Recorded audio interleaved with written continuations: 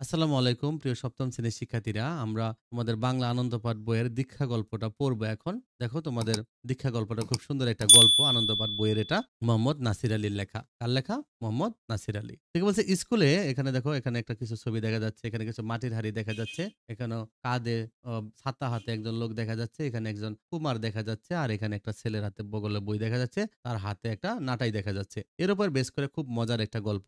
স্কুলে বরাবর বাংলা পড়ানো হলো সতুবাবু মানে সতীনাথ বোস। বাংলা পড়াই হলো সতীনাথ বোস। সেদিন তিনি গড় হাজির। গড় হাজির মানে তিনি উপস্থিত হতে পারেননি। তো সেদিন তিনি গড় হাজির। তাহলে গড় হাজির মানে অনুপস্থিত মানে উপস্থিত হতে পারেননি। এই গড় শব্দটা হলো ফার্সি উপসর্গ। ওকে? তাহলে গড় হাজির। এবং গড় মিল মানে মিলের অভাব। হাজির তার গড় হাজির মানে হাজিরের অভাব। মানে হাজির হয়নি মানে তার মানে অনুপস্থিত। হেডমাস্টার মশাই তাই মৌলভী সাহেবকে ডেকে বললেন, "সতুবাবু আজ আসেননি দেখছি। 4th ক্লাসে আজকে বাংলা পিরিয়ডটা আপনি কোন রকমে চালিয়ে দেনগে।" তার মানে 4th ক্লাস মানে সে সময়কার সপ্তম শ্রেণী। মানে তোমরা যে সপ্তম আগে হলো উল্টাভাবে ক্লাস হিসাব করা হইতো। 1st ক্লাস মানে দশম শ্রেণী, 2nd ক্লাস মানে নবম শ্রেণী, 3rd ক্লাস মানে অষ্টম শ্রেণী আর 4th ক্লাস মানে সপ্তম শ্রেণী। ওকে? উল্টাভাবে হিসাব করা হইতো। মানে এখন যেমন আমরা প্রথম শ্রেণী মানে 1 জানি। আগে 1st ক্লাস মানে ছিল দশম শ্রেণী, 2nd ক্লাস মানে ছিল নবম শ্রেণী আর 4th ক্লাস মানে সপ্তম শ্রেণী। তো 4th ক্লাসে আজকে বাংলা পিরিয়ডটা আপনি কোন রকম চালিয়ে দিনগে। কেমন? হেডমাস্টার মশাই বলল কাকে? মৌলভী সাহেবকে এটা বলল যে সতুবাবু বা সতীনাথ বোস আসেননি, আপনি ক্লাসটা নিয়ে নেন। অনেক সময় স্কুলে এরকম দেখা যায় একজন শিক্ষক না আসলে অন্যজন শিক্ষককে মাঝে মাঝে বলা হয় যে আপনি ক্লাসটা নিয়ে নেন। জি আচ্ছা বলে মৌলভী সাহেব রাজি হয়ে গেলেন। মানে রাজি হলেন সত্যি কিন্তু মনে মনে প্রমাদ গুনলেন। প্রমাদ মানে বিপদের আশঙ্কা করা। একে তো পড়াতে হবে বাংলা, তাও আবার 4th ক্লাসে মানে সপ্তম শ্রেণী। দুষ্টের শিরোমণি লেবুদের ক্লাস। মানে লেবু নামে একটা ছেলে ছিল। এ লেবু পড়ে সপ্তম শ্রেণীতে। ও হলো দুষ্টের দুষ্ট। তা ওর ক্লাসটাই আবার বাংলা পড়াইতে হবে। এজন্য একটা বিপদের আশঙ্কা আছে। মৌলভী সাহেব কিছুটা সরল গোবেচারি গোছের লোক। মানে খুবই সাধারণ টাইপের লোক। একটু হাবাগোবা টাইপের লোক। ধর্মপ্রাণ এক নিরীহ লোকটিকে স্কুলের শিক্ষক ছাত্র প্রায় সবাই ভক্তিশ্রদ্ধার চোখে দেখত। তাছাড়া একটু ভয়ও করত।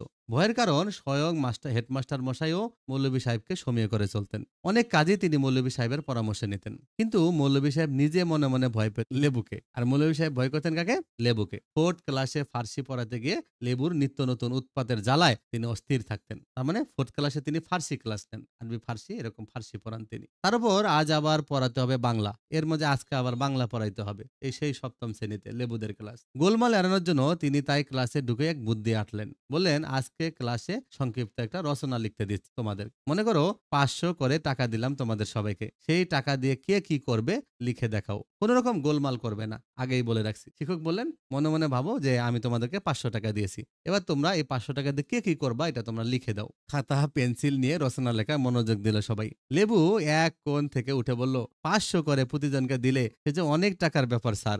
2-5 হাজারও কুলাবে না। এত টাকা দিয়ে ফেলবেন স্যার, কিছু কমিয়ে দিলেই তো ভালো। লেবুর এই অবান্তর উক্তিতে মৌলভী সাহেব মনে মনে রেগে গেলেন। বাইরে তো প্রকাশ না করে বললেন যাকে বলে হোপলেস ছেলে। মানে বাইরে তা প্রকাশ করলেন না। প্রকাশ না করে বললেন যাকে বলে হোপলেস ছেলে। তুমি হয়েছে তাই। তুমি একটা হোপলেস। হোপলেস মানে আশাহীন, নির্বোধ। ইংরেজিতে বলা হয় হোপলেস। মানে নির্বোধ, বোকা টাইপের লোক। তো বললে কি আর দেওয়া হলো? বললাম তো মনে করে নাও 500 টাকা আর তোমরা 500 টাকা করে তোমরা পেলে। মনে করো। দেইনি তো মনে করে নাও। ওহো! তাই বলুন। মনে করতে হবে 500 টাকা করে আপনি দিলেন। ব্যাস। বলে লেবু 1 মিনিট কি যেন লিখে খাতা উল্টায় রাখলো। মৌলভী সাহেবের তার দৃষ্টি এড়ালো না। ঘন্টা বাজবার আগেই সবার রচনা লেখা শেষ হলো। মৌলভী সাহেব খাতা দেখতে লাগলেন। কেউ লিখেছে টাকা পয়সা পেয়ে ব্যবসা করবে, কেউ দান করবে। কেউ কেউ লিখেছে গায়ে স্কুল করে দিবে, গরিব ছেলেমেয়েরা সেখানে বিনা বেতনে পড়তে পারবে। কিন্তু লেবু লিখেছে চমৎকার। 2-4 কথায় তার রচনা শেষ। ঠিক আছে? কম টাকা হইলে বিশেষ চিন্তা ভাবনা করিয়া খরচ করিতাম। 500 টাকা পাইলে নিশ্চিন্তে পায়ের উপর পা তুলিয়া বসিয়া খাইব। এটুকু লিখছে, হ্যাঁ? বলছে যে কম টাকা হইলে সে একটু বিশেষ চিন্তা ভাবনা করে খরচ করতো। যেহেতু 500 টাকা অনেক টাকা, তাহলে নিশ্চিন্তে পায়ের উপর পা তুলিয়া বসিয়া খাইব। এবার আর মৌলভী সাহেব রাগ চেপে রাখতে পারলেন না। লেবুর কান টেনে দিয়ে বললেন, "খাওয়াচ্ছি তোমাকে পায়ের উপর পা তুলে।" এসব কি লিখেছো? হোপলেস কাহাকা। মানে হোপলেস কোথাকার। বলেই পিঠের উপর 2 ঘা কষাতে যাবেন। মানে 2 টা মাইর দিতে যাবেন বেত দিয়ে। এমন সময় দপ্তরে এলো একটা নোটিশ নিয়ে। প্রতিষ্ঠানে এরকম কি থাকে? দপ্তরি থাকে। সে হলো একটা নোটিশ নিয়ে আসলো। হেডমাস্টারের নোটিশ টিফিনের ঘন্টা শুরু হলে 5 মিনিটের জন্য সবাইকে হাজির করতে হবে কমন রুমে। গ্রামীণ বিভিন্ন স্কুলে কমন রুম থাকে। বলছে যে কমন রুমে সবাইকে আসতে হবে। তো লেবুকে রেহাই দিয়ে মৌলভী সাহেব ছেলেদের নোটিশের মর্ম বুঝিয়ে দিলেন। তো লেবুকে রেহাই দিলেন। ঘন্টের আর নোটিশটা সবাইকে জানালেন। টিফিনের ঘন্টার প্রায় সবাই এসে জড়ো হলো কমন রুমে। হেডমাস্টার মশাই বলতে লাগলেন, চণ্ডীতলা ঘোষের বাড়িতে কোথায়? এই যে চণ্ডীতলা, এখানে ঘোষেদের বাড়ির পাঠশালার বৃদ্ধ পণ্ডিত মশাই বামাপদ বাবুকে তোমরা সবাই জানো আশা করি। নাম কি? বামাপদ বাবু। তিনি এই যে চণ্ডীতলা ঘোষেদের বাড়ির একটা পাঠশালা আছে, সেখানে বৃদ্ধ পণ্ডিত মশাই তিনি কি করেন? তার নাম ছিল বামাপদ বাবু। বলছে তোমরা তাকে সবাই চেনো। তোমাদের অনেকেই তার মানে সেখান থেকে পড়ে সবাই পরে স্কুলে ভর্তি হয়েছে। তার পাঠশালায় পরে এখানে এসেছো। কিন্তু বড় দুঃখের বিষয়, তিনি তোমাদের নামে আজ একটা গুরুতর অভিযোগ করে পাঠিয়েছেন। তোমরা নাকি তার ছাত্রদের অহেতুক ঠাট্টা বিদ্রুপ করো। তো তোমরা অনেকে তার ছাত্র ছিলা ছোটবেলায়, কিন্তু এখন নাকি তোমরা তার নামে ঠাট্টা বিদ্রুপ করো। তার নমুনাও তিনি পাঠিয়েছেন। পাঠশালার দেয়ালে কে যেন ছাত্রদের নামে খড়ি দিয়ে লিখে দিয়েছে। খড়ি মানে চক দিয়ে লিখে দিয়েছে। কি লিখেছে?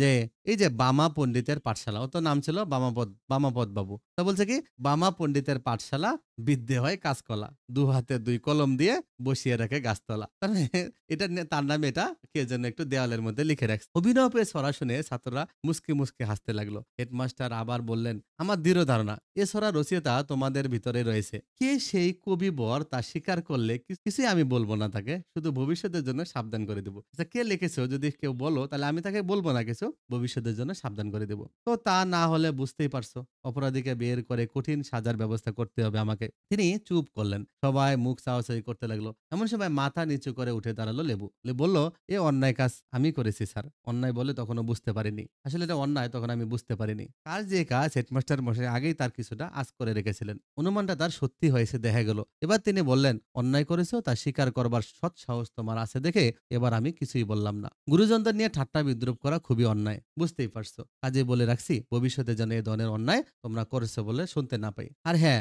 আরেকটা কাজ তোমাকে করতে হবে। কালকে স্কুলে আসবার পথে পণ্ডিত মশাইয়ের কাছে ক্ষমা চেয়ে আসতে হবে তোমাকে। পারবে তো? খুব পারবো স্যার। বেশ, থ্যাংক ইউ। তোমরা সবাই এবার টিফিনে যেতে পারো। টিফিনের পরে লেবু আমার সঙ্গে লাইব্রেরিতে দেখা করে যেও, হেডমাস্টার মশাই বললেন। বলে তিনি চলে গেলেন। টিফিনের পর বললেন যে যেন লাইব্রেরিতে দেখা করে যায়। একটু পরে লেবু এসে লাইব্রেরিতে ঢুকলে তিনি বললেন, কাল থেকে তুমি মৌলভী সাহেবের সঙ্গে স্কুলে আসবে। কখনো একলা আসবে না, বলা রইল। একথা বলার জন্যই তোমাকে আসতে বলেছিলাম। আচ্ছা, এবার তুমি যেতে পারো। লেবু চলে গেল। এই নতুন ব্যবস্থাটা কিন্তু মৌলভী সাহেবের মোটেই মনমতো হলো না। তিনি প্রকাশ্যে বললেন, আমার ঘাড়ের আবার ইবলিশটাকে চাপালেন কেন হেডমাস্টার মশাই? ইবলিশ মানে শয়তান। তো বলছে সে লেবুকে মনে করে ইবলিশ টাইপের, হ্যাঁ? আর বলছে তাকে কেন আমার ঘাড়ে চাপালেন, কেন আবার আমাকে এই দায়িত্ব দিলেন? হেডমাস্টার মশাই হেসে বললেন, ইবলিশ বলুন আর যাই বলুন, ছেলেটা কিন্তু ইন্টেলিজেন্ট মানে মেধাবী। এ ধরনের ছেলেদের বলতে পারেন অ্যাবাব অ্যাভারেজ। অ্যাবাব অ্যাভারেজ মানে সাধারণের ব্যতিক্রম। সুযোগ পেলে সুপথে চালিত হলে এরাই একদিন মানুষের মতো মানুষ হয়। মানে এরা যদি সুযোগ পায়, এরা একদিন কি হবে? মানুষের মতো মানুষ হবে। এরপর মৌলভী সাহেব আর দ্বিরুক্তি করা সঙ্গত মনে করলেন না। দ্বিরুক্তি মানে দুইবার বলা হয়েছে এমন। মৌলভী সাহেব ভিন্ন জেলার লোক। লেবুদের পাড়ায় কাজী বাড়িতে জায়গির থাকেন। মানে মৌলভী সাহেবের বাড়ি কিন্তু এই এলাকায় না। তিনি লেবুদের পাড়ায় কাজী বাড়িতে জায়গির থাকেন। জায়গির মানে বিনা খরচে কোনো পরিবারে থাকা খাওয়ার ব্যবস্থা। আগে এরকম মানুষ জায়গির থাকতো, কারো বাড়িতে থাকতো, তাদের ছেলে মেয়েদের পড়াইতো, একে বলে জায়গির থাকা। তো লেবুদের পাড়ায় কাজী বাড়িতে জায়গির থাকেন। এই ব্যবস্থার পর থেকেই লেবুকে রোজই মৌলভী সাহেবের সঙ্গে স্কুলে আসতে হয়। পথে কারোর সঙ্গে দুষ্টুমি করার তেমন সুযোগ আর হয় না। কিছুদিন পরে স্কুল শুরু হয়েছে। হাফ ইয়ারলি পরীক্ষা হবে, মানে অর্ধবার্ষিক পরীক্ষা। রুটিন মাফিক পরীক্ষা শেষের দিন মৌলভী সাহেবের উপর ভার পড়েছে ফোর্থ ক্লাসে গার্ড দেবার, মানে লেবুদের গার্ড দিতে হবে। সপ্তম শ্রেণীতে গার্ড দিবে। সবাইকে বাদ দিয়ে লেবুর উপর তার সতর্ক দৃষ্টি। রাত দিন দুষ্টুমি আর বাদরামি করে ছেলেটি পরীক্ষায় কি করে ভালো নম্বর পায় সে রহস্য তিনি ভেদ করবেন। নিয়মিত পড়াশোনা না করেও ভালো নম্বর পাবার সহজ পথ হলো পরীক্ষার সময় নকল করা। এটা একটা উপায়। তো লেবুর যা ছেলে তার পক্ষে কিছুই অসম্ভব নয়। মাস্টার মশাই মনে করছেন লেবু নকল করে। আর চোখে কিছুক্ষণ লেবুর হাব ভাব লক্ষ্য করে মৌলভী সাহেবের মনে হলো অনুমানটা যেন তার মিথ্যে নয়। লেবু কিছুক্ষণ পরেই বুক পকেটটা বা হাতে আঙ্গুল দিয়ে ফাঁক করে কি যেন দেখে নিচ্ছে। তারপর আবার লেখায় মন দিচ্ছে। তো ব্যাপারটা দুই একবার দেখে মৌলভী সাহেব লেবুর কাছে এসে হঠাৎ বললেন, দেখি তোমার জামার পকেটে কি আছে? লেবু আমতা আমতা করে বলল, ও কিছু না স্যার। কিছুই না, কি রকম দেখি? বলেই তিনি বুক পকেটে হাত ঢুকিয়ে দিয়ে বের করলেন সিগারেটের একটা প্যাকেট। লেবুর কাছে সিগারেটের একটা প্যাকেট। আর যায় কোথায়? মৌলভী সাহেব বলে উঠলেন, ছেলের এ বিদ্যাও হয়েছে দেখি। মানে ইদানিং কি এ বিদ্যাও হয়েছে। সাধে কি আর আমি হোপলেস বলে তিনি সিগারেটের প্যাকেটটা যেমনি খুলেছেন তেমনি এক অদ্ভুত কাণ্ড ঘটে গেল। হঠাৎ তিনি তিরিং করে লাফিয়ে উঠলেন। হ্যাঁ, হঠাৎ তিনি তিরিং করে লাফিয়ে উঠলেন। ব্যাপারটা হলো সিগারেটের খালি প্যাকেটটার ভিতর ছিল কয়েকটা আরশোলার বাচ্চা, মানে তেলাপোকার বাচ্চা এই সিগারেটের প্যাকেটের মধ্যে ছিল।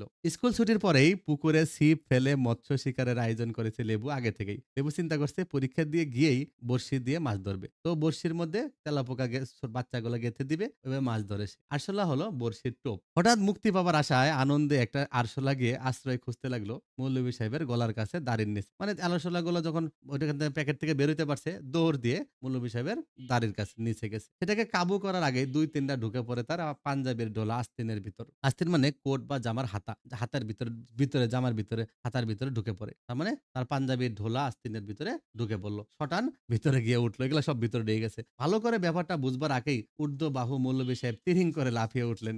বেদিশা হয়ে লাফাতে তিনি পড়লেন গিয়ে পাশের একটা ছেলের ডেস্কের উপর। ডেস্কের দোয়াত কলম সব উল্টে পড়ল ছেলেটার কোলে। কালি পরে জামা কাপড় পরীক্ষার খাতা সব একাকার হয়ে গেল। কিন্তু মৌলভী সাহেবের সেদিকে খেয়াল করার ফুরসত নাই। কারণ মৌলভী সাহেবের জামার ভিতরে তেলাপোকা ঢুকে গেছে।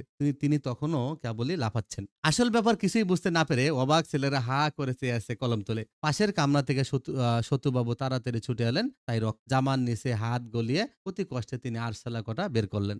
এতক্ষণ পরে নিষ্কৃতি পেয়ে মৌলভী সাহেব হাঁফ ছেড়ে বাঁচলেন। বললেন, হোপলেস সতুবাবু, একেবারে হোপলেস। পকেটে করে নিয়ে এসেছে কিনা তেলাপোকা, যত সব হোপলেস বেয়াদব। সতুবাবু অতি কষ্টে হাসি চেপে বেরিয়ে গেলেন। ছুটির পরে লেবুর ডাক পড়লো হেডমাস্টার মশাইয়ের ঘরে। তার পেছনে পেছনে গেল আর সব ছেলে। কোনরকম ভূমিকা না করে লেবুকে হেডমাস্টার জিজ্ঞেস করলেন, পকেটে করে এগুলো এনেছিলে কেন? নিরুত্তর লেবু নত মুখে দাঁড়িয়ে রইল। তিনি আবার তাড়া দিয়ে উঠলেন, কি হে, কথা জবাব দিচ্ছ না যে? কিছুক্ষণ পর লেবু বলে উঠল, আমার তো কোনো দোষই নেই স্যার, উনি তো ইচ্ছে করে আমার পকেট থেকে এটা টেনে এগুলো বের করলেন। তা বুঝেছি, কিন্তু তুমি কেন ওগুলো পকেটে করে স্কুলে এনেছিলে? কিন্তু পুকুরে যে ছিপ ফেলবার কথাটা গোপন করে লেবু বলল, আরশোলা পুষবো বলে ধরে এনেছিলাম স্যার। মানে সে কিছুটা ওই কথা না বলে আরেকটা কথা বললো, যে সে আরশোলা বলছে আরশোলা পুষবে এই জন্য ধরে রাখছে। লেবুর কথা শুনে সবাই একযোগে হেসে উঠলো। হেডমাস্টার বললেন, দুনিয়ায় আর কোনো জিনিস পেলে না পুষতে, তাই আরশোলা পুষতে সাধ্য হয়েছে? তোমাকে আমি আরশোলা পোষাচ্ছি। ঘরের ওই কোণে আরশোলা আছে, যাও ওখানে দেওয়াল মুখো দাঁড়িয়ে থাকোগে, ৮ ঘন্টা পর তোমার ছুটি। মানে ওখানে তুমি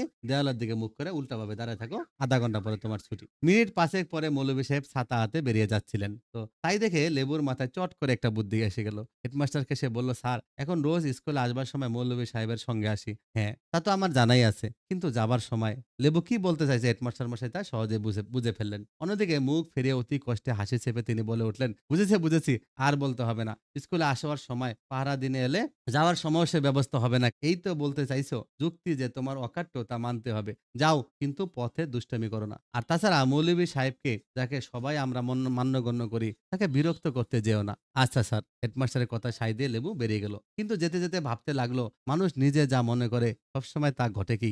অঘটন তো কারো ইচ্ছা অনিচ্ছায় ঘটে না। সে তো অন্য কারণে কাজটা করেছিল। টিচারকে আরেকটা কথা বলেছে। আজকের ব্যাপারটা কি লেবুর ইচ্ছায় ঘটেছে? লেবু কি চেয়েছিল মৌলভী সাহেব তাকে সন্দেহ করবেন আর পকেট থেকে আরশোলার বাক্সটা টেনে বের করবেন? অথবা তিনি মনে করেছিলেন এটা খুললেই এমন বিপদ ঘটবে? এটাও তো তিনি মনে করেননি। লেবুদের বাড়ির থেকে স্কুলে যেতে একটা ছোট খাল পার হতে হয়। খাল পেরিয়েই কুমোরপাড়া। পাড়াটায় গা ঘেঁষে চলে গেছে পায়ে চলা সরু পথ। সময় বাঁচানোর জন্য সোজা পথে যেতে হলে এটাই সেই পথ। মৌলভী সাহেবের সঙ্গে এ পথেই সেদিন লেবু স্কুলে যাচ্ছিল। যেতে যেতে তার চোখে পড়লো একটা কাঠবিড়ালি। লেবুর চোখে বললো কি? কাঠবিড়ালি। কাঠবিড়ালটি মাটি থেকে খুঁটে খুঁটে কি যেন মুখে দিচ্ছিল। লেবুর জন্য সুবর্ণ সুযোগ। মুহূর্তে সেই স্থান কাল পাত্র ভুলে গেল। কোথায় আছে সেটা ভুলে গেল। পকেট হাতড়ে দেখলো যে রাবারের ছোট গুলতিটা ঠিকই আছে। সে সবসময় গুলতি নিয়ে স্কুলে যায়। মাটির তৈরি গুলিও আছে দুই তিনটা মাটির তৈরি গুলি আছে। মাটি গোল গোল করে শুকায় নিছে। এগুলো গুলতিতে ভরে এরকম কি করে গুলতি ছুড়ে। তো কাঠবিড়ালি শিকারের এমন সুযোগ খেলায় হারানো যায় না। মৌলভী সাহেবের দৃষ্টি এড়িয়ে এক মুহূর্তে সে তার গুলতিটার সদ্ব্যবহার করে ফেললো। মানে গুলতি মেরে দিছে কাঠবিড়ালের দিকে।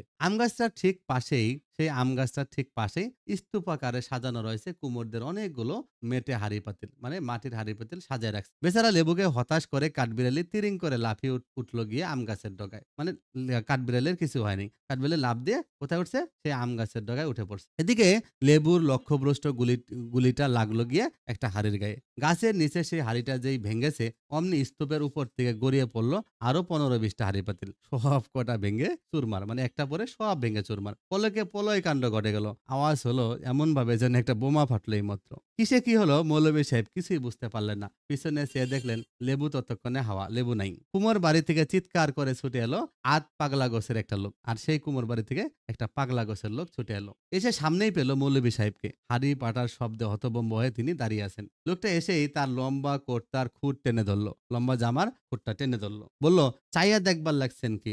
দাম না দিলে যাইতে দিমু না। মৌলভী সাহেব আরো হতভম্ব। তিনিও রেগে বলে উঠলেন, কাপড় ছেড়ে কথা বলো বেয়াদব কাহাকা। তোমার হাড়ি কি আমি ফাটিয়েছি যে দাম দিব? কিন্তু কার যুক্তি কে শোনে? পাগলা লোকটা নাছোড়বান্দা। কোনো কথা শুনল না। বলে উঠল, একটা ছেলেরে লইয়া রোজ রোজ আপনি স্কুলে যায়েন না এখান দিয়া? এই ছেলেটারই এই কাম। এই তো পাশের থনে দৌড় মারছে। দেখছি সব। আপনার পিছন থেকে দৌড় মারছে। দেখছি সব। পিছনে একটা বাড়ির আড়াল থেকে উকি দিয়ে লেবু সব দেখছিল। একেই বলে উদর পিণ্ডে বুদর ঘাড়ে। কি বলে? উদর পিণ্ডি বুদর ঘাড়ে। মানে উদর পিণ্ডে বুদর ঘাড়ে মানে একের দোষ অন্যের ঘাড়ে চাপিয়ে দেওয়া। অবশেষে মৌলভী সাহেব অতগুলো হাড়ির দাম নগদ দিতে না পেরে হাতের ছাতাটা বাঁধা রাখলেন, মানে বন্ধক রাখলেন। ছাতা বাঁধা রেখে স্কুলের পথ ধরলেন। বললেন, দুদিন পরে মাইনে পেলে ছাতাটা ছাড়িয়ে নেবেন। শীত, গ্রীষ্ম, বর্ষা সকল ঋতুতে মৌলভী সাহেবের হাতে থাকতো ওই একটা ছাতা। শীতকাল, গ্রীষ্মকাল, বর্ষাকাল কোনো কিছু বাধা নেই, ছাতাটা তার হাতে থাকতো। কাঁধে হলদে সুতোর বুটা তোলা বড় একখানা রুমাল। সাথে সাথে একটা তার কাঁধে থাকতো একটা রুমাল থাকতো হলদে সুতার হলদে রঙের। আর হলো সেই ছাতাটা প্রয়োজনের সময় যা ব্যবহৃত হতো জায়নামাজ হিসেবে, মানে ওইটাই আবার প্রয়োজনে জায়নামাজ হিসেবে সে ব্যবহার করত। বলতে গেলে এই দুটি বস্তু ছিল তার নিত্যসঙ্গী। মৌলভী সাহেবের নিত্যসঙ্গী ছিল এই দুইটা জিনিস, ছাতা আর হলো সেই রুমাল। আজকে প্রথম দেখা গেল স্কুলের পথে মৌলভী সাহেবের কাঁধে রুমালখানা আছে কিন্তু হাতে ছাতাটা নেই। এদিকে ভিন্ন পথে এসে লেবু কিন্তু চুপচাপ বসেছিল তার ক্লাসে। বসে বসে মুহূর্ত গুনছিল কোনো সময় তার ডাক পড়বে হেডমাস্টারের কামরায়। কিন্তু কি আশ্চর্য, ডাক পড়ল না। ফার্সি পড়াতে ক্লাসে এসে মৌলভী সাহেব নিজেও কিছু বললেন না। স্বাভাবিক কারণে তাকে আজ বড় বিমর্ষ দেখাচ্ছিল, মন খারাপ দেখাচ্ছিল। লেবুর মনটা হঠাৎ ভরে গেল মৌলভী সাহেবের প্রতি সহানুভূতিতে। এবার কিন্তু লেবুর মনে কিছুটা সহানুভূতি সৃষ্টি হলো। অনুতাপও কম হলো না তার, তারও মনে কষ্ট হচ্ছিল। বাড়ি গিয়েও সে মনে শান্তি পেল না। পরের দিন স্কুলে যাওয়ার সময় হয়েছে। লেবুর পা নড়ছে না আজ কাজে বেড়ে গিয়ে মৌলভী সাহেবের সামনে দাঁড়াতে। তবু এক পা দু পা করে নিতান্ত অপরাধের মতো সে এগিয়ে গেল। অপরাধের মতোই সে কাছারি ঘরের বাইরে দাঁড়িয়ে রইল। দাঁড়িয়ে শুনতে লাগলো বুড়ো কাজী সাহেবের সঙ্গে কথা বলছেন মৌলভী সাহেব। বলছেন, মাস্টারি কাজ আর ভালো লাগছে না, এর চেয়ে গায়ে গিয়ে চাষবাস করাও ভালো। কাল বাড়ির চিঠি পেলাম, ছেলেপিলেরা ভুগছে অসুখে বিসুখে, তার উপর আবার বিপদ দেখুন। বাপদাদার আমলে সামান্য একটু জোত জমি ছিল, তাও নিলামে উঠতে চলেছে বাকি খাজনার দায়ে। এই চাকরি করে দূর থেকে কত দিক আর সামলাবো। বলতে বলতে বাইরে এসে দেখলেন লেবু দাঁড়িয়ে আছে। তাকে বললেন, আজ আর স্কুলে যাব না লেবু, মনটা তেমন ভালো নেই। এই দরখাস্তটা দিও হেডমাস্টার মশাইকে। হঠাৎ লেবু বলে উঠলো, আমাকে মাফ করুন স্যার, আমি আর দুষ্টামি করব না। মৌলভী সাহেব লেবুকে কাছে টেনে নিয়ে বুকে জড়িয়ে ধরলেন। না লেবু, তুমি তো ইচ্ছা করে কোনো অন্যায় করনি, সবই ঘটনাচক্রে ঘটে গেছে। তোমরা ভালো হবে, মানুষ হবে, এই তো আমাদের কামনা। লেবু যেন মৌলভী সাহেবের কাছ থেকে সেদিন এক নতুন দীক্ষা গ্রহণ করলো। দীক্ষা মানে এক ধরনের শিক্ষা। তো শিক্ষার্থী দেখো, মোহাম্মদ নাসির আলী, আসলে এই গল্পটা শেষের দিকে একটু কষ্টের ছিল। মোহাম্মদ নাসির আলী ১৯১০ খ্রিস্টাব্দে ঢাকা জেলার বিক্রমপুরে ধাইদা গ্রামে জন্মগ্রহণ করেন। কর্মজীবনে দৈনিক ইত্তেফাক পত্রিকা শিশু বিভাগের পরিচালকের দায়িত্ব পালন করেন। তিনি নওরোজ কিতাবিস্তান নামে তার একটা প্রকাশনা প্রতিষ্ঠান গড়ে তোলেন। তার উল্লেখযোগ্য গ্রন্থ হলো মণিকণিকা, শাহিদিনের কাহিনী, ছোটদের ওমর ফারুক, বোকা বোকাই, লেবু মামার সপ্তকাণ্ড। শিশুসাহিত্যের জন্য তিনি বাংলা একাডেমি পুরস্কার, ইউনেস্কো পুরস্কার লাভ করেন। ১৯৭৫ খ্রিস্টাব্দে তিনি ঢাকায় মৃত্যুবরণ করেন। তাহলে এটাই পুরা গল্পটাতে আমরা যা পড়লাম এটাই পাঠ পরিচিতি মূলভাবে সেটাই আছে। আমার এখানে মূল কথা লাস্টে একটা কথা ছিল, নিছক আনন্দ যেমন মানুষকে বিপদে ফেলে, তেমনি ক্ষমা এবং আন্তরিকতা মানুষকে সুপথে নিতে পারে। কারণ লেবু এরপরে কি হলো, ভালো হয়ে গেল। শিক্ষকের এই মহানুভবতাই কিন্তু লেবুকে বদলে দিল। তাহলে এভাবে কতগুলো শব্দার্থ আছে, তোমরা এই শব্দার্থগুলো দেখতে পারো চাইলে। আর আমি তোমাদেরকে পড়ানোর সময় শব্দের অর্থগুলো বলেইছিলাম, শব্দগুলো কি কি ছিল। তাহলে তোমরা যারা আমাদের চ্যানেলটা এখনো সাবস্ক্রাইব করে নি, তোমরা সাবস্ক্রাইব করে নিও। ভালো থেকো।